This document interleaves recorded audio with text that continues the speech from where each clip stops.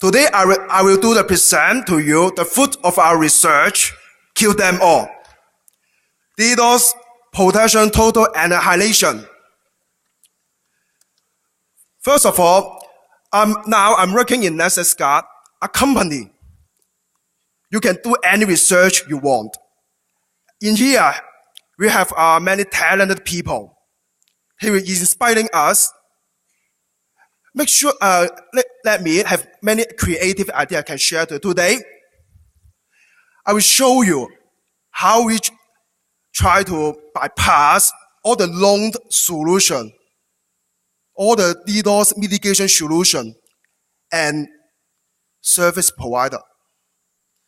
First of all, thank you for NetSecGuard first, because they sponsor us. So we organized Network Threat Information Sharing and Analysis Center, and we can come to here to share the information. Some information you will be interesting. Some information it is sensitive. First of all, here is our agenda. I will spend around 5 minutes to give the background and the motivation. After that, we're talking about the authentication in here, because all the authentication I'll be showing here is the most accurate and effective nowadays. If we can bypass it, that means we can hit the server directly. After that, we have the live demo. We show the evidence to your guys to prove that what we've done. Little bit boring, huh? First of all, the attack size now is much more larger because the internet coverage. Now, every guys, they will have the computer, but their security sensors still the same. So the botnet, that means they can hack much more. We have much more zombie. The result is that attack size become much more large. Another one, the frequency of the attack. Actually, I will say the attacker, he only will attack you in your peak hour. Give you an example that happened in Hong Kong.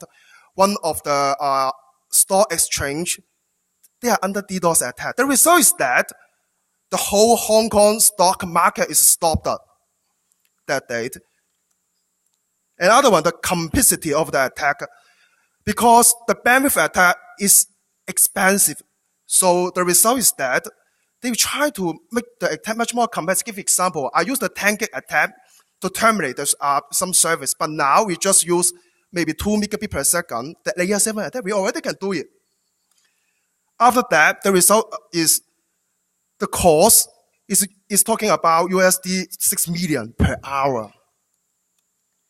So let me introduce the attack known today. First is a volume metric attack.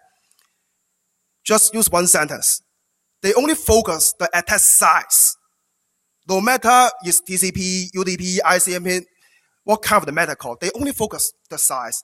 Another one is a semantic attack. Maybe I use another terms, protocol-based, application-based. They are attacking the weakness of the protocol. Give an example, GetFUD, Slowest attack. They are attacking the HTTP protocol and TCP protocol. Now, they are focused on the application level. Application level, that means maybe they are attacking the database, API. The last is the bandit attack. Bandit attack actually is the idea, use one DDoS attack to hide another DDoS attack. Give example. There are 30 gig of the same file is attacking you. In the same time, they will send the layer 7 attack.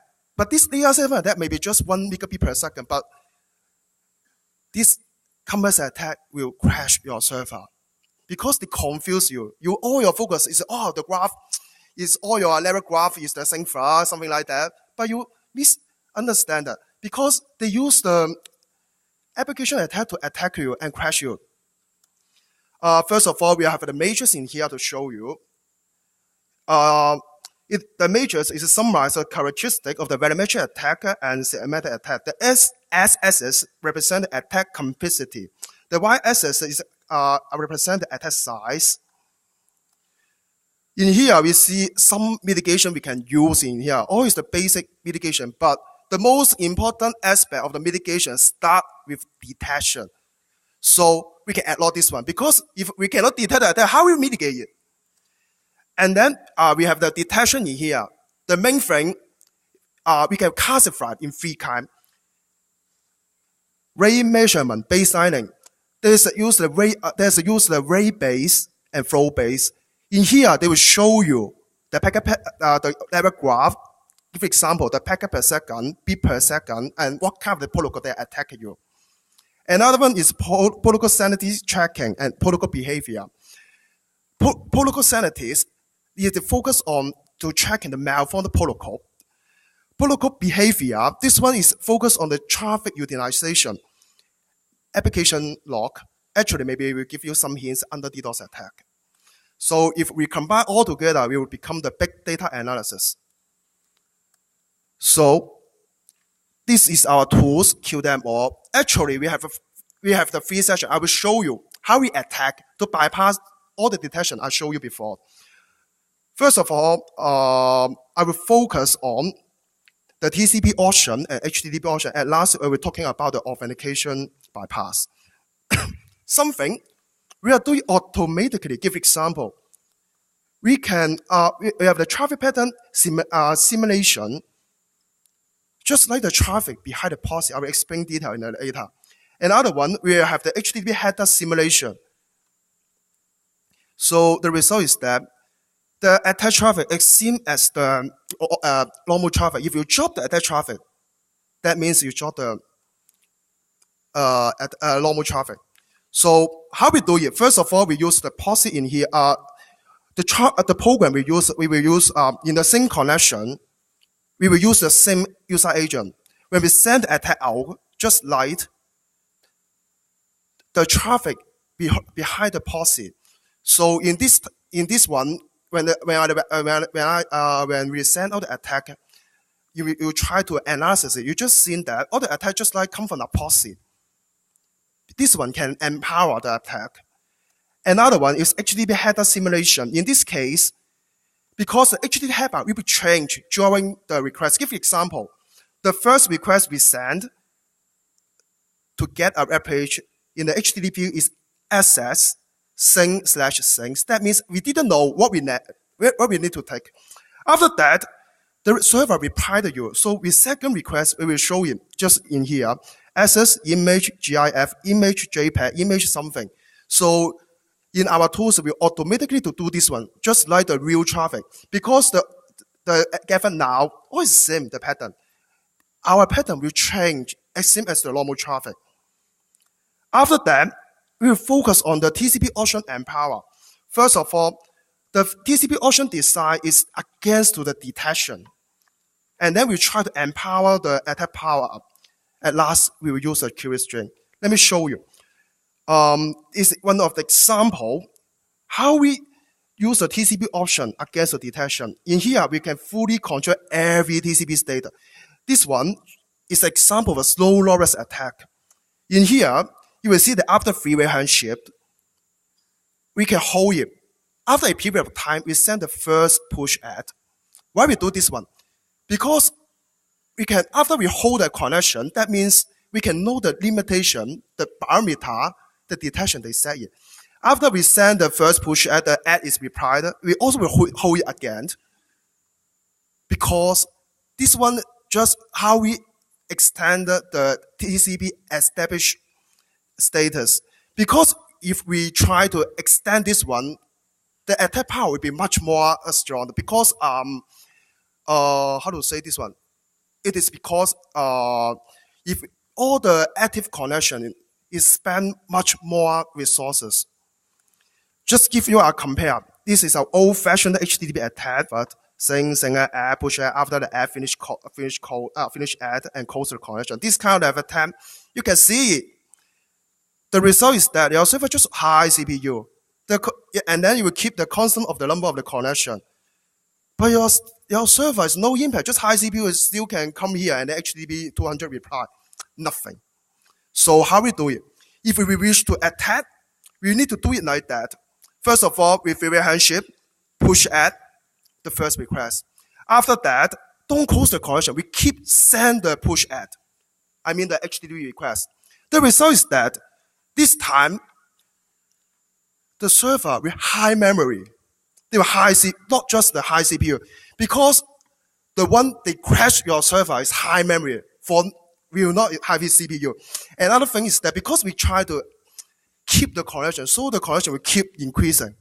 The result is that maybe after 5 seconds, 10 seconds, your server is HTTP 503, service unavailable. This one is never common. Another one we will do with force no cache. How we do it? Just easy. We just use the query string, a question mark.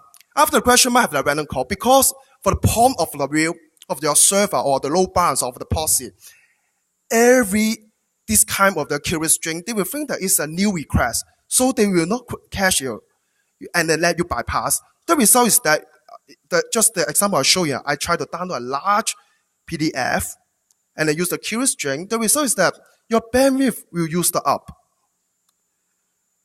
After that, we will go through the source host verification one by one. All the authentication in here actually is the last, also is the death line that we can try to mitigate the attack. First, I'll show you the TCP sync authentication, the TCP reset. That one, they authenticate based on the favorite handshake, the TCP layer. First, we send the sync. He will not let you pass. He will intercept you. After that, we will have the sync add. He will reset to you.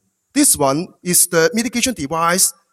We try to active close you. Reset is different to finish add. Reset, that means I think that the connection have problem. I will terminate it. After that, when we retry the sync, we will pass it. So that is the TCP sync. Another one I want to show is TCP out of sync. This one, they will need to be tricky. When I send a sync, here we put the sync add. The sequence number is wrong. What will happen if the sequence number is wrong? This time the client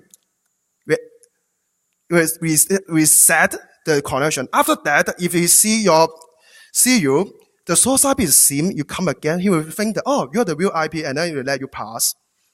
So what is the difference between the TCP reset and TCP out of sync?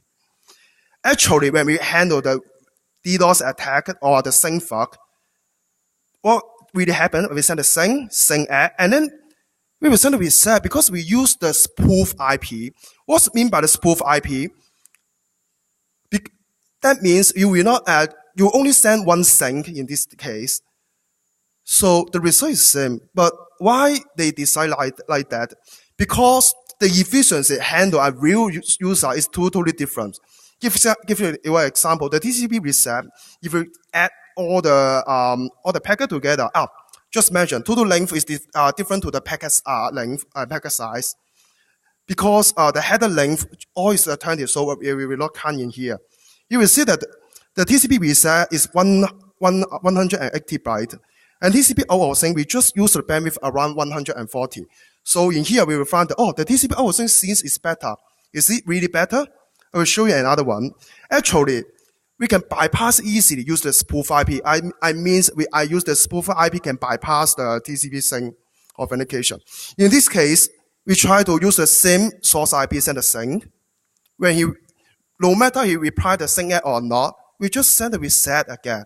And then we send the sync again. Use this kind of the methodology. 33% of the attack can bypass it. I mean the spoof sync can bypass the TCP sync authentication. But actually, the traditional sync they are 40 bytes. They're missing something. Maybe you are not hard to find some news to show you, I can mitigate 100 gig attack. I can mitigate 200 gig attack, something like that. Because they haven't shown you this, some secret. Because if the TCP sync is 40 byte, we can drop it by the ISP directly. Actually, TCP will not 40 byte because according to the RFC decide, the TCP sync he will left the the TCP option because the first sync he will try to let you know give example the maximum segment size. He will tell you how many segments I can use it. So when we try to simulate as real sync traffic again, I will suggest In the IP layer, please randomize the TTL because the attack now all is 255. It's boring. You just see the strict line. Oh, this is attack. I dropped by the TTL.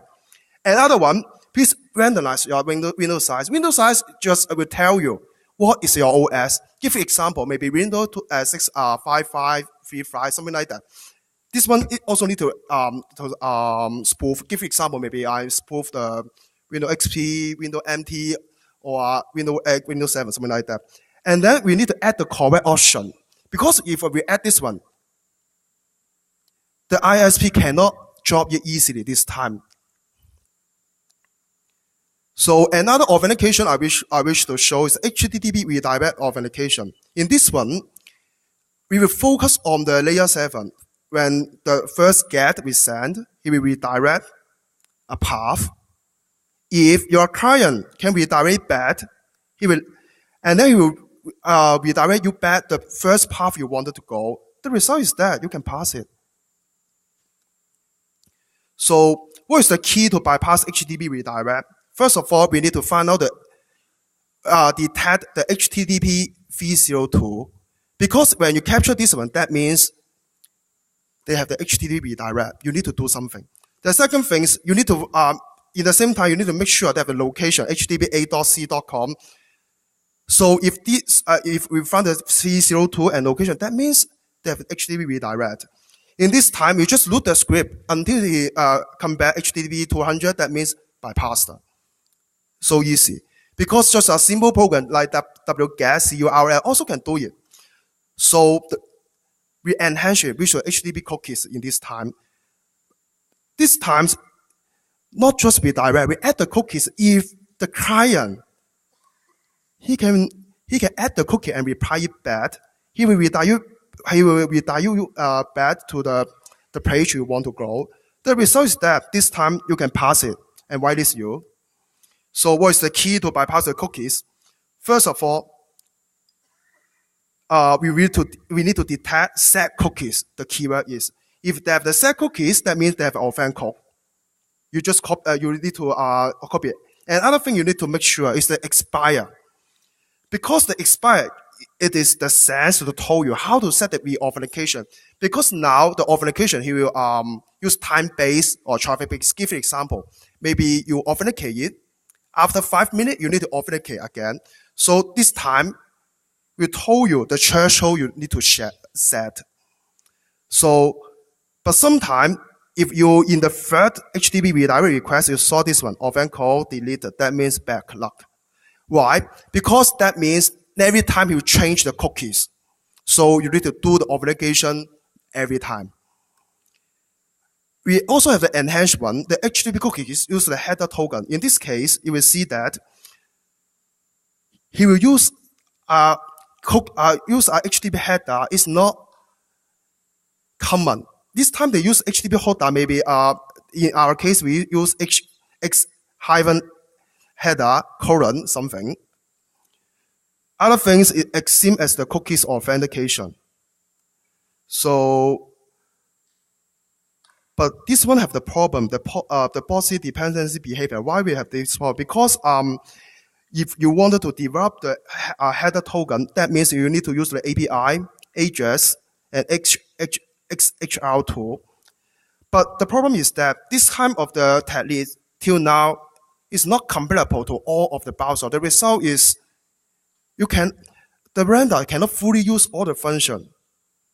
So we just simulate the traffic flow, we can bypass it.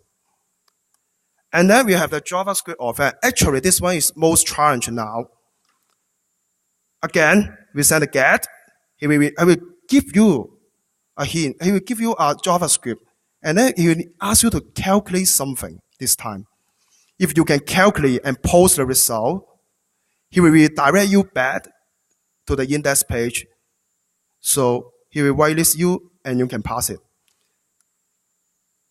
The key to bypass the JavaScript is that, first of all, JavaScript is client-side program. What does it mean by client-side program?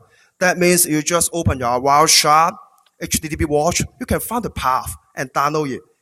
JavaScript is human can understand. That means you can read it, analyze it. After that, we can use a different algorithm to bypass it. First of all, after that, we can calculate the result, just simulate the traffic flow and bypass it. All the guys doing this one now. Another one is that we use the client deployment mode and server deployment mode to cover the method. Actually, we use the auto bypass. I will show you because our program is just 1 megabyte. What is the client deployment mode? In this case, we will add the JavaScript engine inside the bot, but this one have the limitation because we just can run something. It's purely JavaScript only. It's no WVC, DOM, I mean, maybe some parameter inside HTML and then you need to call it back in the JavaScript. Cannot. Another case, we use the application bundle, in this case, the server in here. So when every time the CMC server, they ask the botnet to attack, the botnet will communicate to this server. He will send back, he will zip the file and send back to the server, and then he will show a calculation by this server. After that, he will give back to the client and then to bypass it. Okay, the captcha, actually this one I will say is the most effective and accurate, but the problem is that the user experience very poor because sometimes people also cannot understand the captcha. Again, just same as the JavaScript authentication. This one, he will use the, after you fill in something and post it, and then we redirect back, and then you can pass it. So, what is the key to bypass the captcha? I have something wrong, but never mind. First of all, we need to find out the path of the BMP, I mean the offend page, just the captcha page. Because if you can download it, that means you can use some algorithm to bypass it. After that, the challenge is that embedded the captcha engine in the botnet, we will use the same method as the JavaScript. Just simulate the traffic flow, use the client deploy model, or use server deploy model. But actually, if you come to Defcon, you'll find that we have many capture engines. We can download it and then can use it and add in our program. So this is the summary of the source host of verification. First of all, they will verify you are long-spooted source IP or not. After that, the HTTP redirect and cookies, they will verify is it HTTP compatible appliance or not. Now, JavaScript, they will verify you are the real browser or not. The captcha, he will try to verify you are real human or not. After we bypass all of them, we can attack directly.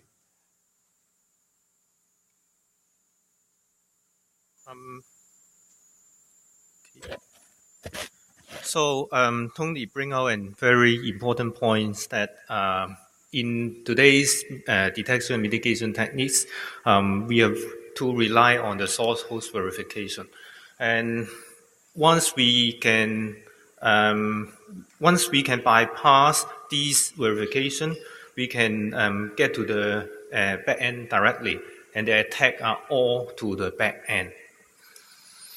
So our proof of concept tool is trying to bypass this authentication. First, we try 3 times because the first time expected TCP sync authentication, it will fail because it will reset you or it will send a wrong sequence number to let you reset. So the second authentication, we suppose it will success. And the third authentication, we are just for sure make sure it is correctly put our IP into the whitelist, for example. And also to make the attack or the authentication more like a real user, we will have a true TCP/IP behavior handled by the operating system TCP/IP stack directly. And also from the POC tool, especially the cookie authentication, the HTTP cookie will be carried on the following attack packets. Because even you are putting into the whitelist, if you don't have the cookie in the subsequent attack, you might be blocked. And also the JavaScript we are implemented using using something like SpiderMonkey or V8 JavaScript engine. Currently, we don't have a Doom implemented in that included, but this is just a matter of time. And finally, about the captcha, as you can see, or in the coming video, you will see how this screen comes from. The design is that to make our attack tool sending a correct captcha back to the mitigation device. The design is that we first convert the color image to a black and white and maximize the contrast, and then apply the median filter to filter out the noise, and then segment the word into individual characters and find out the boundary of each of the character. Finally, we simply calculate the pixel difference. You might think that this is very, very rough implementation, but it can successfully break the captcha by more than 50%. In fact, if you want a higher rate of captcha authentication, you need a captcha library. I think Defcon has presented a lot on this, no matter in this year and the past years. About after bypassing all the authentication, now comes to the attack. In the attack, we have the TCP options and also the HTTP options. What TCP options talking about is control the timing of the TCP connections. We can control the number of connections established to the backend server. Why backend server? Just because we bypass it.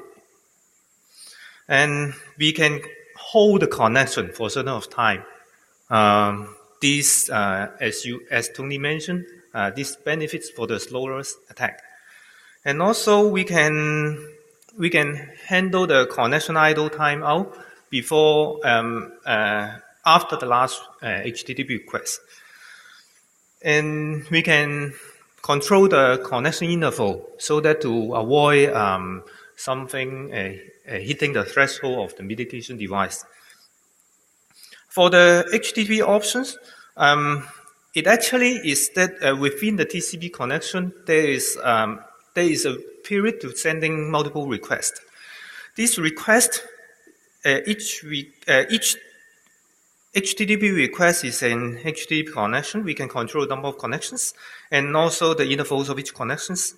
And now we are showing the video. Let us see how it runs in real examples.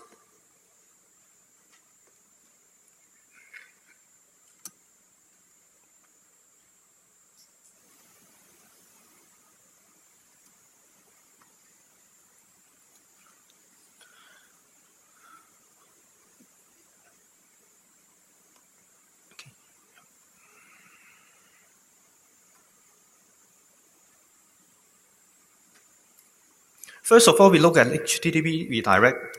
That means you can see in the left part of the user interface, the first checkbox. From our testing, the left side is the client side. As you can see, the client launched our QDemo tool. And the right side is the server side. As you can see, the web server log. On both sides, we have a packet capture. Wireshark is capturing the packets. When we start launching the attack, and you can see this is the authentication. This is the authentication part. You can see because the first time it this one returned a free return a 302, so it redirect. It is a redirect authentication.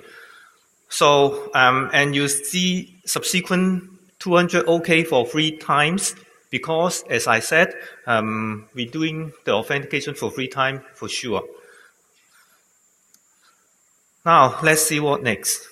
After authentication, you can see from the parameters, we hold a few seconds and then send 4 requests.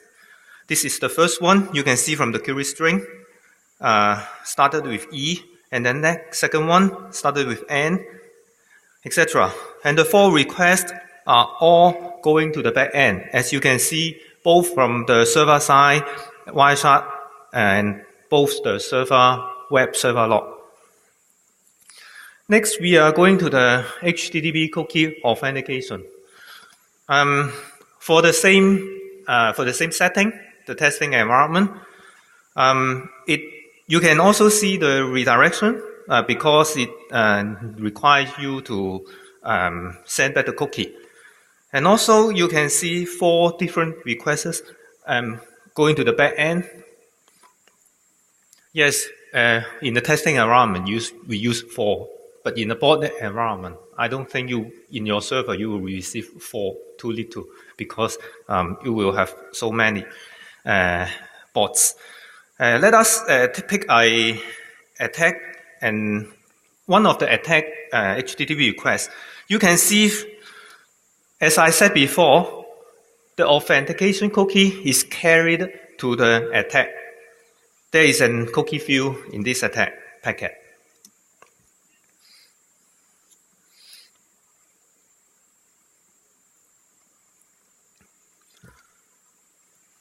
Now goes to the JavaScript authentication. This one we are using a CDN to test. As you can see, the JavaScript is quite sophisticated. It holds your authentication for some time, and then it also has a cookie embedded in it. And from the right side, you can see the server side. You can see the 4 attacks. You can see the 4 attacks are all goes to the back-end server after we bypass our JavaScript.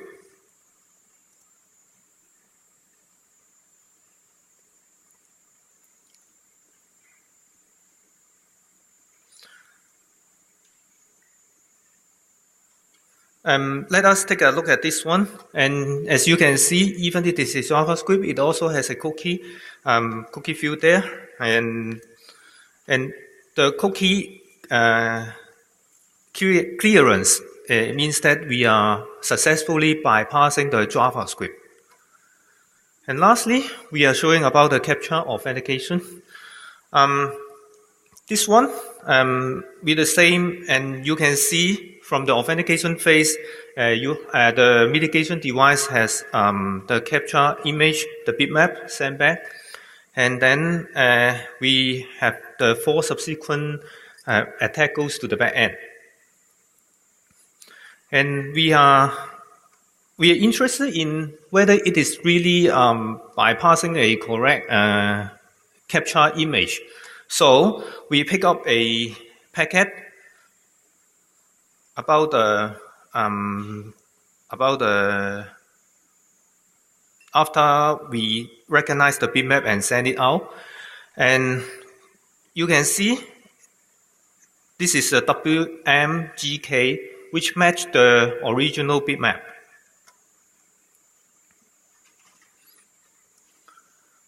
So this is our tool, kill them all, integrating both the authentication and the attack phase.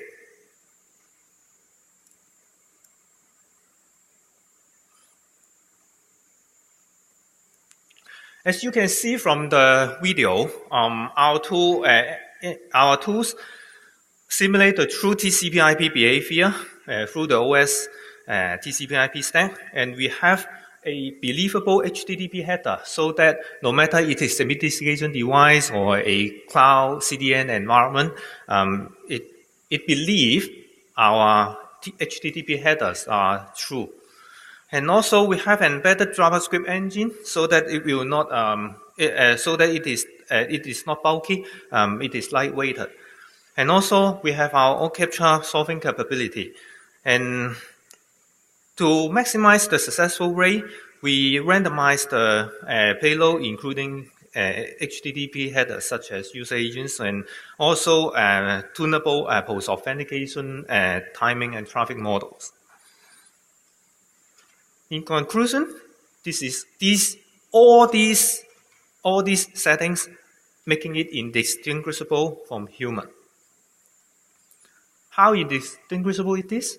You can see. We get from our testing, the date of our testing, you can see from the slide. We try for, this is the CDN, we tried for 11 times, each time we have 4 requests. So you can see 44 requests. And from what the CDN portal, we can see that all are regular traffic. No bots, no threats. 44 is a small number. In real life, you will receive 44 million. So, it comes to testing environment. For the device, that means for the four authentication, some are doing on the device, some are doing on the CDN. This is the setting that against the device and against the cloud, we put the server behind the mitigation device and the client side on the other side of the internet. This is the result and summary, and I'm not intended to talk about here, but you can see we do a lot of testing to make sure it is all bypassed and the attacks are successful. These are all as well. These are the 2 secure CDNs. So it comes to the end of our presentation, and you can check out our new version of tools here. Thank you.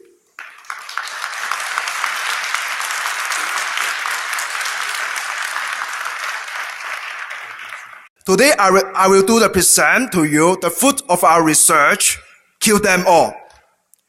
DDoS protection total annihilation. First of all, now I'm working in NetSecGuard, a company. You can do any research you want. In here, we have many talented people. He is inspiring us. Make sure, let me have many creative ideas I can share today.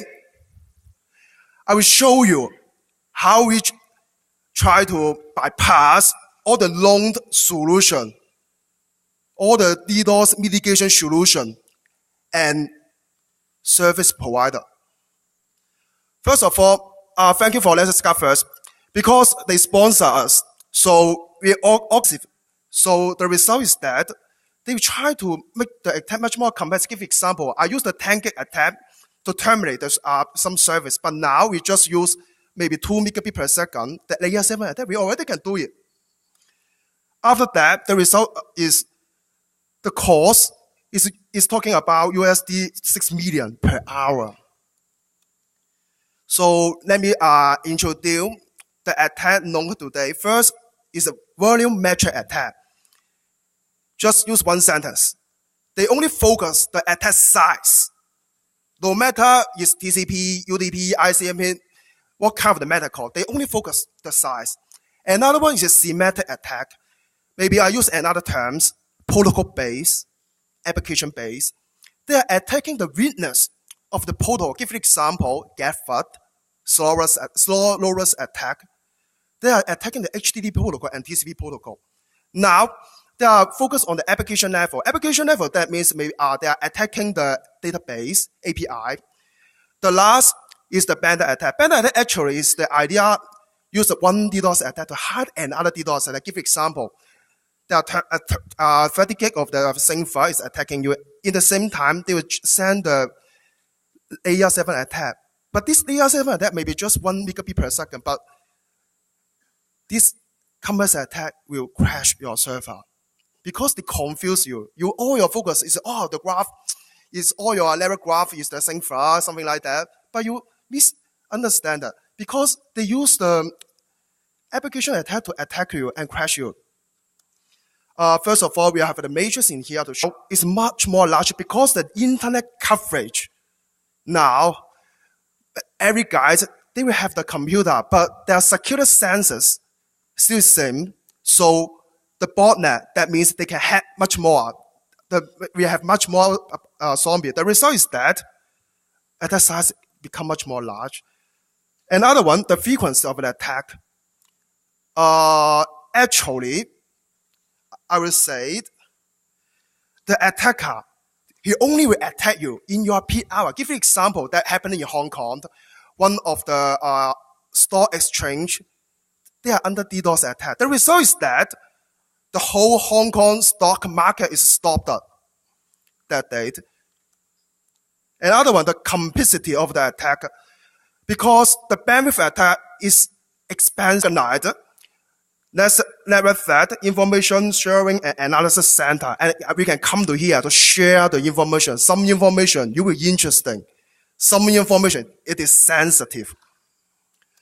First of all, here is our agenda. I will spend around 5 minutes to give the background and the motivation. After that, we're talking about the authentication in here because all the authentication we show in here is the most accurate and effective nowadays. If we can bypass it, that means we can hit the server directly. After that, we have the live demo. We show the evidence to your guys to prove that what we done. Little bit boring, huh? First of all, the attack size now